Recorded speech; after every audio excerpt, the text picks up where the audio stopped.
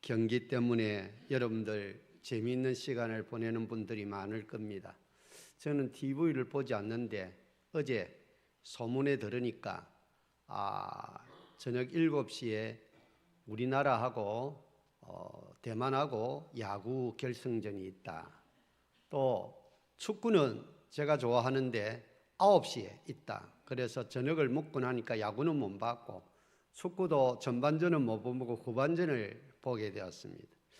그런데 야구는 결과적으로 2대0으로 대만을 이기게 되어 금메달을 따게 되었고, 축구도 한일전, 그 유명한 한일전, 계속 우리가 저는 경기가 많았는데 이번에는 이겨서 2대1로 역전승을 해서 금메달을 땄습니다. 또 제가 좋아하는 배드민턴 또 금메달을 땄고, 양궁도 바둑도 단체 금메달을 땄습니다. 그 신진서라는 구단이 있습니다. 신의 한 수를 뜬다는 신진서.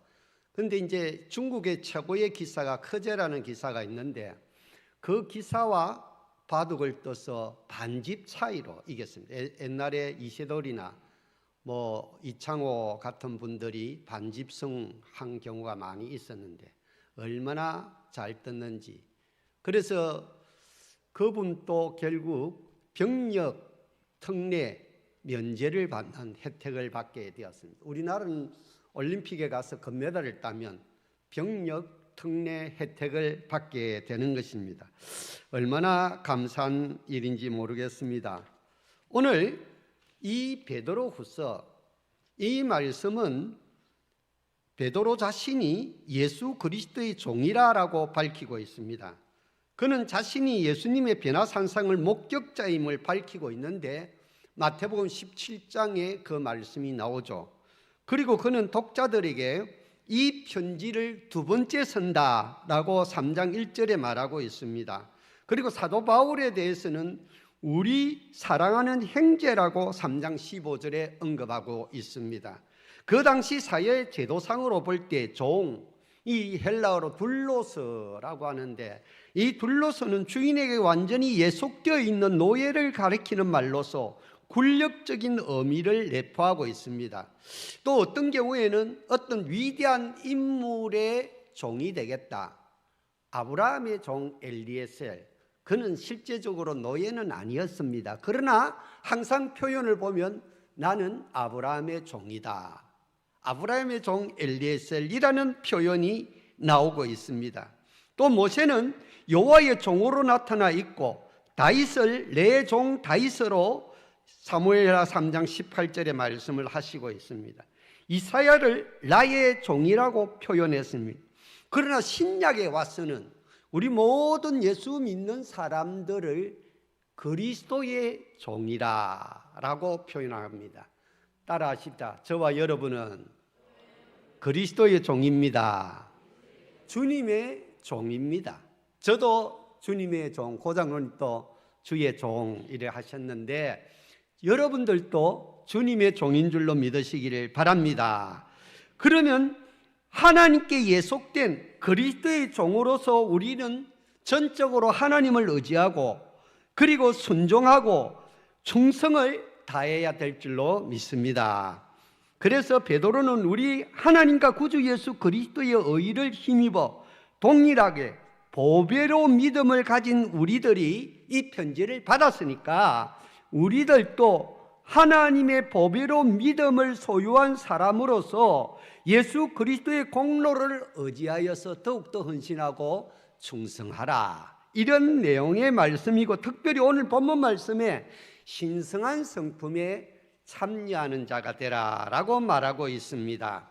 신성한 성품, 신의 성품입니다. 그리스도께서 우리에게 보배롭고 지극히 큰 약속을 주셨는데 우리를 신의 성품에 참여하는 자가 되게 하셨습니다. 오늘 본문 4절에 그리고 장차 새하늘과 새 땅을 주시겠다는 약속을 주셨습니다. 우리가 예수 믿으면 신성한 성품, 신의 성품에 참여하는 자가 되는 줄로 믿으시기를 바랍니다. 그리고 새하늘과 새 땅에 우리가 영원히 들어가서 영생복락을 누릴 줄로 믿으시기를 바랍니다. 그렇기 때문에 우리는 이 땅에서 하나님의 부르심에 합당한 생활을 하라라고 하는 내용의 말씀입니다. 신의 성품에 참여하는 자는 어떤 사람입니까?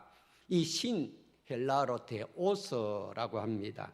이 데오스는 바울이 사용한 용어와 마찬가지로 헬라 사상에 따른 이교적인 표현입니다. 이 신에 대해서 이교도들이 주장하는 것은 인간의 내면에는 본래부터 신과 같은 거룩한 성품이 있었으므로 그것을 잘 개발하면 성인이 된다는 것입니다. 거룩한 사람.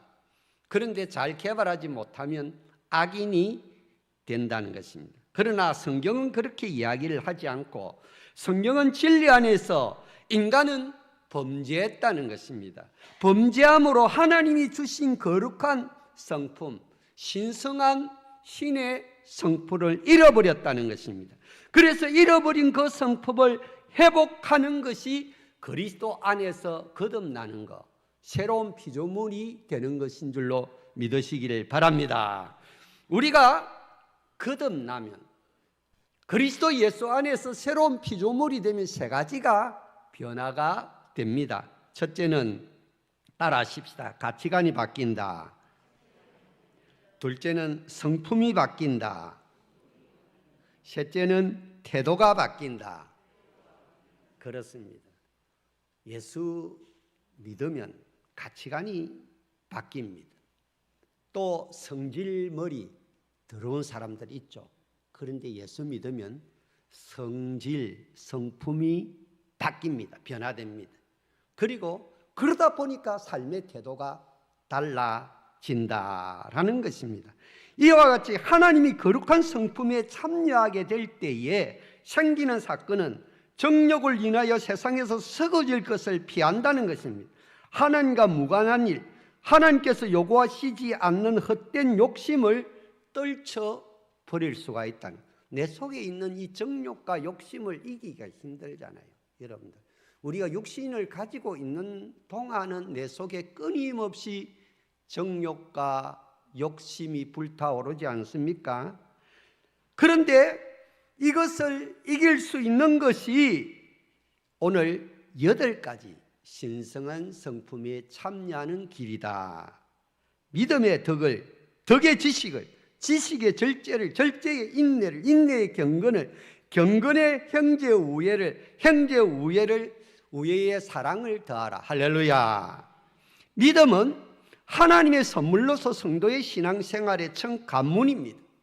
덕은 하나님의 탁월한 성품을 따라 모든 일에 선을 추구하는 용기입니다.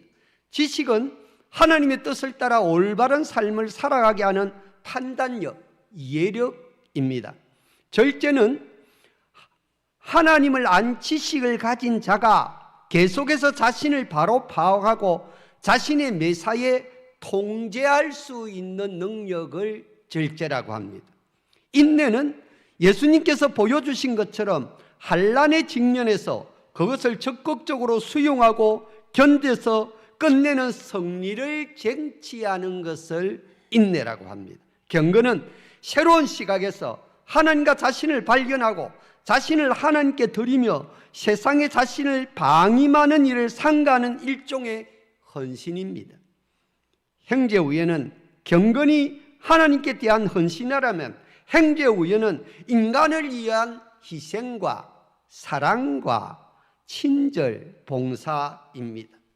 마지막으로 사랑은 이 모든 덕목 위에 그리스도께서 그리스도의 위에서 보내주신 사랑을 우리 성도들 간에 온전히 이루는 것, 인격적으로 이루는 것, 이것을 사랑이다. 좀 더 제가 구체적으로 설명을 드리겠습니다마는 오늘 우리가 이 땅에서 처음이 믿음입니다. 믿음의 씨앗을 심어야 됩니다. 믿음의 씨앗을 심으면 그것이 뿌리를 내려서 다 성령의 열매처럼 이렇게 덕목이 8가지 덕목이 열매가 열리는 줄로 믿으시기를 바랍니다. 그러니까 내 자신의 마음밭을 내가 가꾸어야 된다. 할렐루야. 그냥 놔놓으면 여러분들 우리 농사 짓는 김동선 장로님이나 박순희 권사님, 장남순 집사님 계시죠? 강복자 권사님.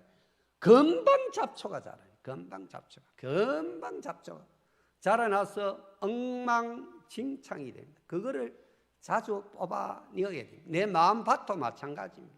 내 마음밭에도 얼마나 많은 잡초와 엉겅퀴와 가시가 자라나는지 모릅니다. 그것을 순간순간 뽑아내고 관리를 하고 훈련하고 연단을 해야 됩니다. 이 성품이 왜 중요하냐?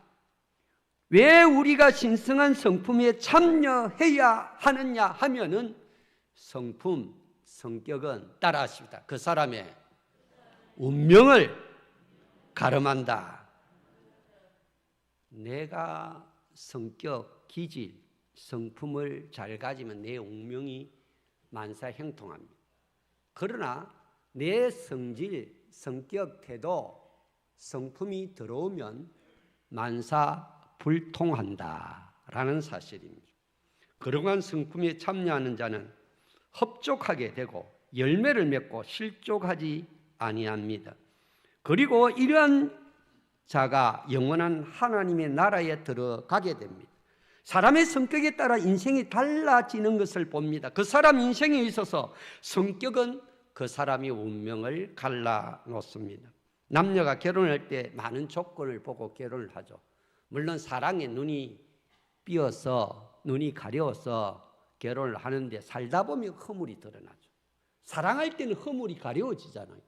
그런데 살다 보면 온갖 허물이 다 드러납니다. 그래서 못 살겠다. 주로 가만히 보니까 이혼하는 사람들이 경제적인 이유 때문에 이혼을 많이 하는데, 말은 법원에 가서 말은 어떻게 하는 거면 성격이 안 맞아서, 성질이 더러워서 못 살겠다, 이렇게 하면서 이혼을 많이 합니다. 이 성격은 건강에도 영향을 미칩니다. 성격이 좋은 사람은 대체적으로 건강합니다. 성격이 밝고 원만하고 따뜻하고 환하고 긍정적이고 적극적이고 낭만적이고 진취적이고 활달하고 수수한 사람은 병에 잘 안 걸립니다. 스트레스가 와도 할렐루야 하며 웃고 믿음으로 감사하면서 덕분에 하며 지나갑니다. 옆 사람과 인사하십니다. 당신 덕분에 행복합니다.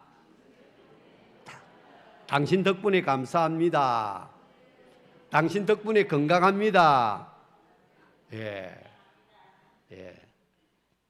그렇게 하면은 굉장히 마음이 부드러워집니다. 온유해집니다.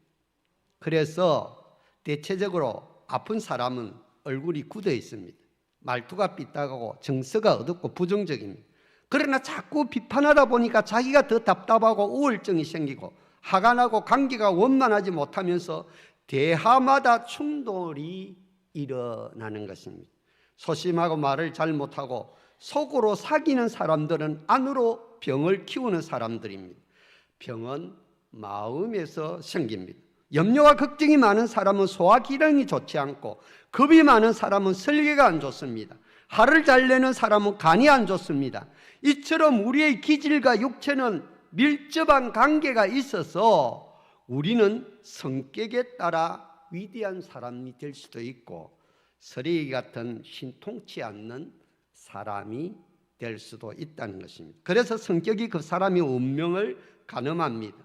본래 가진 기술도 중요하지만 우리 그리스도인들은 자기 성품을 개발하는 데 힘써야 합니다. 태어난 대로 조상에게 물려받은 기질되고 그냥 살면 안 됩니다. 좋은 성격, 거룩한 성품을 자꾸만 개발해야 됩니다. 이사야 선지자가 목도한 하나님의 성품은 거룩입니다. 거룩은 능력입니다. 거룩에는 질병을 이기고 사탄 마귀 귀신을 이기는 엄청난 파워, 능력이 있습니다. 마음이 청결한 자는 복이 있나니 하나님을 볼 것이요, 하나님은 정직하고 깨끗한 그릇을 쓰시는데 우리 마음이 청결하고 깨끗하기를 원하십니다. 거룩을 유지하면 하나님 앞에 어마어마한 능력과 담력과 역사가 나타나고 그렇지 아니할 때 병이 듭니다. 약해집니다. 가난하게 됩니다. 호세아 선지자는 하나님의 성품을 사랑이라고 하였습니다. 호세아 선지자의 끊을 수 없는, 도저히 포고할 수 없는 하나님의 사랑에 되어서 바람난 아내 고멜이 탕부와 도망을 갔습니다. 하나님이 돈 주고 사오라. 자기 부인 돈 주고 또 사왔습니다. 또 도망가면 또 사오고. 야, 어느 남자가 그래 하겠습니까? 어느 남자가. 근데 그것이 하나님의 사랑을 표현하고 있습니다. 그런가 하면 아모스는 공의를, 에레미야는 진실을 강조하고 있고, 신약의 사도 바울 선생님은 자유를 강조합니다. 사방에 우겨 사여도 살지 아니하고 누가 막으리요 누가 끊으리요 누가 정지하리요 고백했던 사도 바울은 주 안에서 평안을 누리고 참 자유를 누린 하나님의 사람인 줄로 믿습니다. 이처럼 성경의 선지자들이 강조한 하나님의 성품은, 하나님은 거룩하시다, 자비롭다, 친밀하시고 따뜻하시다, 그리고 우리와 함께 하시는 보혜사, 돕는 도움의 영이시다. 할렐루야. 그래서 하나님의 거룩, 하나님의 사랑, 하나님의 공의, 하나님의 진실, 하나님의 자유, 그것을 합치면 평강입니다. 살로 따라하십시다. 살로. 죽을 놈이 아니라 살아날 놈이다. 평강이 있을지어다. 내가 너희에게 축복하느니 너희 마음에 평강이 있을지어다. 할렐루야. 여러분들 마음속에 기쁨과 평강이 넘치시기를 주님의 이름으로 축원합니다. 어제 하마스 팔레스타인 무장단체가 이스라엘을 미사일 1000발을 쏘아서 공격했다고 합니다. 저도 이제 그 축구 보고 나서 전반전에 골 넣는 것을 못 봤잖아요. 그래서 그거 보려고 이렇게 하다 보니까 전쟁이 일어났더라고요. 중동에. 야, 이거 잘못하면 또 세계 3차 대전 터지는 거 아니냐 하는 그런 염려가 생깁니다. 7군데나 그 여러 지역에서 팔레스타인 무장단체와 이스라엘 군인들이 교전을 하는 그런 장면들을 보여주었습니다. 야, 참 큰일 났다. 이럴 때에 모든 사람들은 평강을 원한다는 것입니다. 진짜 에이레네, 하나님이 위로부터 주시는 평화, 평강, 그 누구도 빼앗아갈 수 없는 평강의 역사가 저와 여러분들 마음속에 충만하시기를 주의 이름으로 축원합니다. 오늘 본문 5절부터 보시면은 믿음에 힘써라 8단계를 간단히 소개를 하겠습니다. 이 세상의 모든 일을 할 때는 믿음이 기초가 됩니다. 여러분들 믿음이 없으면 엘리베이터 탈 수 있어요. 여기가 2층인데 무너질 거 생각하면 지진 나서 무너진다. 3층도 있는데 4층도 있는데, 이야 5층도 있는데 불안해서 어떻게 2층에 앉아 있겠어요? 비행기를 어떻게 타겠어요? 기차를 어떻게, KTX 얼마나 230km, 50km 막 달리고 비행기는 790km, 930km 시속으로 달리는, 날아가는데 그 무거운 짐을 지고 그 동체가 하늘을 나르는 거 신기하지 않습니까, 여러분? 그런데 믿음이 없으면 엘리베이터를 어떻게 타고 자동차를 어떻게 타고 어떻게 그런 일을 할 수가 있습니까? 그래서 모든 삶의 기초는 믿음이다라는 것입니다. 가족에 대한 믿음이 없으면 어떻게 가정을 유지하겠습니까? 이 세상은 믿음으로 유지되므로 오직 의인은 믿음으로 말미암아 살리라 라고 사도 바울과 우리 잘 아는 종교개혁자 마르틴 루터는 강조하였습니다. 히브리서 11장에 보면 믿음장이 나오는데 그 믿음에 많은 선진들의 이름이 쫙 나오고 있습니다. 그 중에 보면 아브라함이 IQ가 얼마다, 제가 아담 IQ가 930이라고 한번 이야기했죠. 그런데 예수님의 IQ가 180이라고 추측을 해요. 정확한 거는 예수님이 하나님인데 IQ가 그 사람을 초월하는 IQ겠죠, 그죠? 그런데 아무튼 그런 이야기를 제가 가끔씩 한 번씩 했습니다. 그런데 누구 머리가 좋고 누구 키가 어떻고 누가 그런 이야기보다 중요한 것은 믿음으로 그 사람들이 하나님 앞에 어렵다함을 인정받았다. 할렐루야. 왜 우리가 기도합니까? 하나님이 살아계시다. 하나님이 전지전능하시고 무소부조하신 것을 절대적으로 믿기 때문에 우리가 기도하는 줄로 믿습니다. 그래서 내 믿음대로 하나님께서 응답해 주십니다. 우리는 그분이 살아계신 것과 헌존한 것, 그리고 내가 그분께 구하고 찾을 때마다 믿고 구하는 대로 상 주심을 믿는 것입니다. 믿음대로 하나님은 내 믿음대로 되리라. 할렐루야. 그 다음에 덕을 세우는 데 힘쓰라는 것입니다.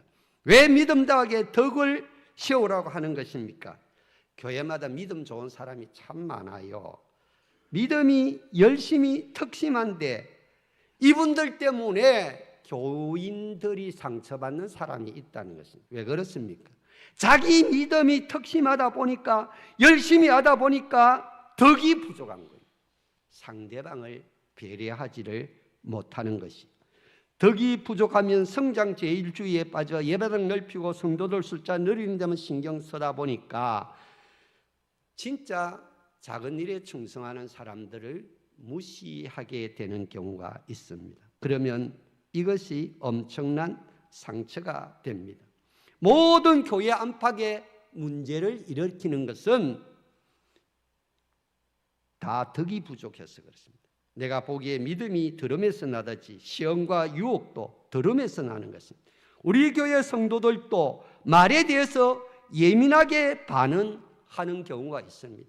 교구 모임이나 기관 모임이나 당체 모임이나 그든 여러 가지 식사 가운데 사적인 모임이나 공적인 모임이나, 그런데 덕을 세우기 위해서는 거리 유지가 중요하다. 자동차가 얼마나 편리합니까? 그렇게 속도를 달리는데 안전거리 유지를 해야 그 자기 생명을 보장하는 생명석입니다. 신앙생활도 여러 사람이 함께 하다 보면 안전장치가 필요하다. 솔로몬 왕이 일천번제를 드리고 받은 축복은 출입을 아는 지혜, 경청하는 능력이었습니다. 지혜는 갈 때, 올 때, 설 때, 앉을 때를 아는 것입니다. 북곡에 사는 고슴도치가 너무 추웠습니다. 친구 집에 갔습니다. 같이 좀 자자. 그럼 따뜻하게 같이 좀 있자. 근데 고슴도치에 바늘이 있어. 바늘. 찌르는 가시가 있어. 그러니까 가까이 가니까 서로 찌르니까 아프니까 또 떨어지고. 그러니까 자기 혼자 있으면 추워서 얼어 죽을 것 같고, 또 추워서 가까이 가면 서로 찌르는 것이 이게 고슴도치의 사랑입니다. 우리 인생들도 그렇지 않습니까? 가까이 하기에는 뭔가 그렇게 죽자 사자 좋아하고 아침에 차 마시고 점심때 점심 같이 먹고 오후에 영화 보러 가고 그렇게 쇼핑하고 그렇게 같이 그렇게 단짝이 되어서 죽으라 살라 살던 사람들이 왜 서로에게 상처를 남기고 원수가 됩니까? 그것은 안전거리를 유지하지 않아서 그렇다. 너무 가까이 가면 서로에게 상처만 남게 됩니다.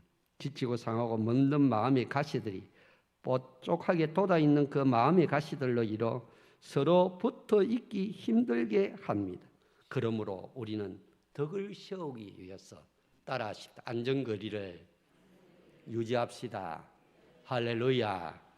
그리고 지식에 힘쓰라고 했습니다. 우리가 믿음으로 구원을 받고 덕을 세우고 그 위에 지식, 실력을 쌓아야 하는 것입니다. 요한복음 8장 32절 진리를 알지니 진리가 너희를 자유케 하리라. 우리가 자유케 되려면 진리를 바로 알아야 되고, 여기서 진리를 안다는 것은 지식에 힘쓰는 것을 말하고 있습니다. 인간은 4가지 스타일이 있습니다. 똑부, 똑개, 멍게, 멍부입니다.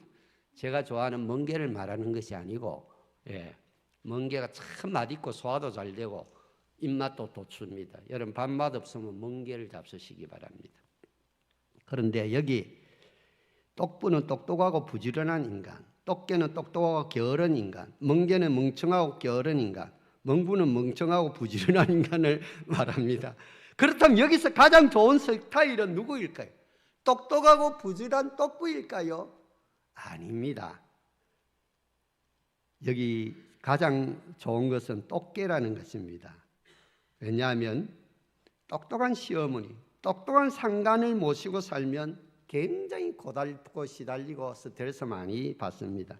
가장 좋은 인간은 똑개인데 상대방 입장에서 속도를 조절할 줄 알고 조율할 줄 알고 경청할 줄 안다는 것입니다. 이런 사람이 덕과 지식을 겸비한 사람입니다. 멍게멍구는 위험한 사람이다. 사고뭉치들이 대체적으로 멍청하지만 부지런한 사람이 사고뭉치들입니다. 조심해야 되죠. 그런데 대체로 그러니까 똑개, 똑똑하지만 조화를 이루는 사람, 조율을 할 줄 아는 사람, 경청을 할 줄 아는 사람. 성 프란시스코가 제자들과 함께 금식을 선포했습니다. 금식을 하는데 어떤 제자가 배가 고파서 팥죽을 그냥 먹었습니다. 그 사실을 보고를 들은 이 누굽니까? 성 프란시스코는 자기도 부엌에 가서 팥죽을 먹었습니다. 제자들이 뭐라 했습니다. 왜 그렇게 하셨습니까? 인간은 누구나 실수하거나 실패할 수 있다. 의지가 파괴해서 그럴 수도 있다. 그러니까 우리의 지식과 실력을 쌓는 일도 중요하지만 덕을 쌓는 일이 참으로 중요하다. 할렐루야. 그리고 이 덕을 쌓는 일에 진짜 진리를 바르게 하는 지식이 필요하다는 것입니다. 호세아 선지자는 이스라엘 백성들이 단계적으로 망하는데 그들에게 여호와를 아는 지식이 없다고 기록하고 있습니다. 하나님을 모르니까 오해하고 불신하고 우상 숭배하고 타락합니다. 하나님을 바로 알 때에 우리가 바르게 살아가는 능력이 생기는 것입니다. 그리고 하나님을 사랑하게 되면 하나님에 대해서 배워야 되는 것입니다. 그래서 하나님 말씀을 배워야 되고 말씀을 들어야 되고 말씀을 묵상해야 되고 이 연의 말씀을 읽고 듣고 지키는 자 되어야 되는 줄로 믿습니다. 안 되면 필사로도 하고 주부인 나는 성경 공부라도 하세요. 그러면요 말씀이 내 속에 확 들어와서 역사합니다. 평생 배워야 하는 것이 기독교 교육입니다. 우리는 평생을 말씀을 붙들고 살아가야 됩니다. 담배가 몸에 안 좋다는 거 다 알죠. 그런데 그것을 의지적으로 지정의적으로 담배를 끊는 그것이 진짜 담배가 해롭다, 백해무익하다는 것을 아는 지식이라는 것입니다. 다 알죠. 그런데 끊지를 못한다. 그러면 알기는 아는데 그것은 참 지식이 아니라는 것입니다. 사랑하는 교우 여러분, 하나님을 아는 만큼 자유가 생기고 말씀에 능력이 생기고 거룩에 사로잡히게 되는 것입니다. 하나님을 아는 지식은 가장 고상한 지식입니다. 덕스럽게 하려고 무조건 얼머 부리는 것도 문제가 있지만 우리는 제대로 배워서 제대로 그것을 발휘할 수 있는 하나님의 사람들이 되시기를 주의 이름으로 축원합니다. 8번째, 절제에 힘쓰라. 6절 말씀이죠. 지식 다음에 절제가 나오는데 똑똑한 사람들이 도도하고 기세가 차고 별나게 잘난 체하기 때문에 머리 좋고 아는 것이 많고 돈도 잘 벌면 고만하기가 쉽습니다. 그래서 지식이 겸비된 사람들은 절제하라 라고 말하고 있는 것입니다. 삼손은 누구보다 힘이 세었습니다. 그런데 절제하지 못함으로 두 눈이 뽑히고 패가망신하게 되었습니다. 우리 모두 여러 가지 능력이 있습니다. 그런데 절제하는 능력, 절제하는 것은 진짜 나 마음을 다스리는 능력입니다. 그래서 이 능력을 가질 때 우리는 두려움이 사라지고 하나님의 은혜 가운데 생명을 얻고 풍성이 얻고 정말 놀라운 영육 간의 평안과 평강을 누리게 됩니다. 하나님께서는 우리에게 능력과 사랑과 근신하는 마음을 주셨습니다. 할렐루야. 성령 충만하다고 고비 풀린 망아지처럼 쫓아다녀서는 안 됩니다. 절제하지 못하고 근신하지 못하면 자기에게 주어진 은사, 재능, 물질 모든 것들이 다른 사람들에게 가시가 되고 고통이 될 수가 있다는 것입니다. 신앙 적고 덕 있고 지식 있는 분들은 눈에 힘을 좀 빼시기 바랍니다. 절제하고 온유하시기를 주의 이름으로 축원합니다. 인내에 힘써라.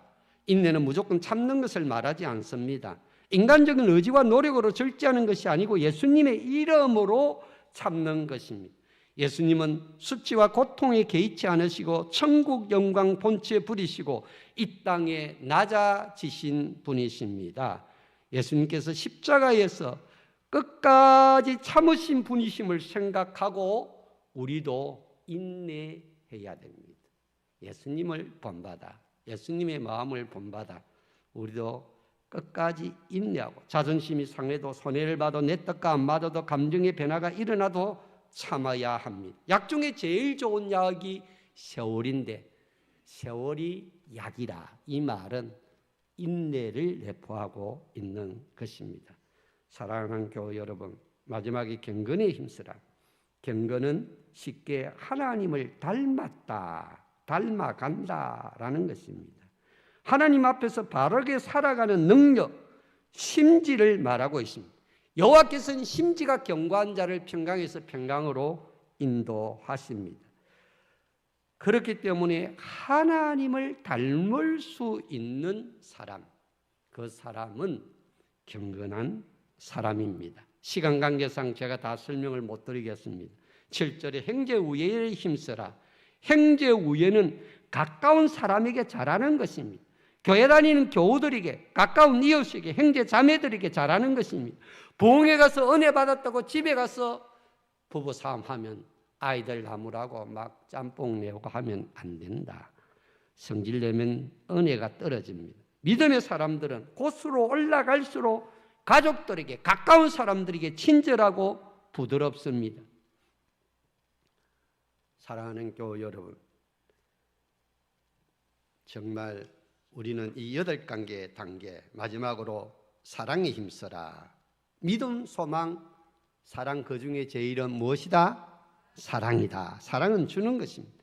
사랑은 수준 높은 이타적인 사람이 하는 것입니다. 사랑할 때 나온 엔돌핀은 천년 진통제, NK세포와 같습니다. 사랑은 헛한 죄를 덮습니다. 사랑은 최고의 모양입니다. 갈등이 심하지만 싸우고 그 모든 것은 사랑이었기 때문에 그렇습니다. 영성이 깊어지고 성품이 변화되면 하나님 앞에서 달라고 하던 사람들 감사하게 되고 더욱 사랑하게 됩니다. 할렐루야. 사랑은 동사입니다. 사랑하면 가만히 있지 못하고 섬기고 나누고 베풀고 기도하고 행동합니다. 독불장군은 없습니다. 아무리 가난해도 사랑을 주지 못할 사람은 없습니다. 사람들은 자기가 좋아하는 것을 위해서 어떤 희생의 대가도 감수합니다. 그래서 우리는 물질로, 친절한 말로, 부드러운 눈빛으로, 웃음으로, 태도로 사랑을 줄 수가 있습니다. 사랑하는 우리 모든 교우들이 신성한 신의 성품에 참여하여서 정말 하나님의 사람, 하나님을 닮아가는 하나님의 사람들 다 되시기를 주님의 이름으로 축원합니다. 사랑과 은혜가 충만하신 하나님 아버지, 능력도 사랑도 재물도 절제하지 못하며 훈계가 됩니다. 절대할 때 인간적인 노력으로 하지 말고 예수님의 마음으로 할 수 있도록 도와 주시옵소서. 그러면 세월이 지나실 때 그리스도의 한기가 나타납니다. 하나님을 사랑하고 경외하는 사람은 가족들에게 잘합니다. 그런 사람에게는 궁극적인 아가페의 사랑이 나타납니다. 바로 신성한 성품에 참여한 사람입니다. 내가 치유되고 회복되고 나면 내 속에 참된 평화가 오고 여유가 만만해집니다. 이런 사람을 어떤 상황 속에서도 에이레네의 평안을 누리게 됩니다. 이런 성품의 사람들이 다 되어서 하나님 앞에 사람 앞에 아름답게 쓰임받는 하나님의 사람